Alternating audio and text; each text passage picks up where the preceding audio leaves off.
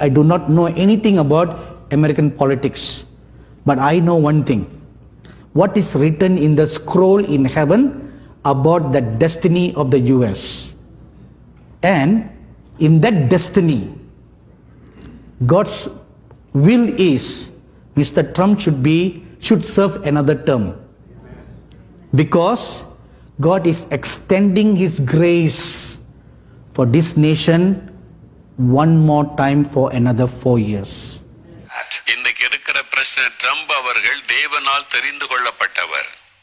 அவர் ஆண்டவருக்காக தேவ திட்டத்தை அமெரிக்காவிலே பல காரியங்களை நிறைவேற்றி இருக்கிறார். ஆகவே இந்த தேர்தலிலேயும் தேவன் மறுபடியும் அவர்களை பயன்படுத்த விருப்பமுள்ளவராயிருக்கிறார். ஆகவே இந்த தேர்தலிலேயும் தேவன் மறுபடியும் அவர்களை பயன்படுத்த விருப்பமுள்ளவராயிருக்கிறார். ஆகவே இந்த தேர்தலிலேயும் தேவன் மறுபடியும் அவர்களை பயன்படுத்த விருப்பமுள்ளவராயிருக்கிறார்.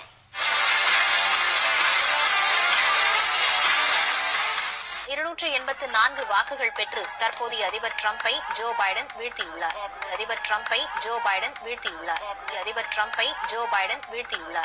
வரும் ஜனவரி மாதம் அமெரிக்காவின் புதிய அதிபராக ஜோ பைடன் பதவியேற்க உள்ளார். கள்ளர்கள் பரவி அங்குமிங்கு கர்த்தரின் வார்த்தையை புரட்டுகின்றார். கள்ளர்கள் பரவி அங்குமிங்கு கர்த்தரின் வார்த்தையை புரட்டுகின்றார். கர்த்தரை வாரு வாஞ்சையை தீரு கருத்துடன் நாம் விழித்திருப்போம்.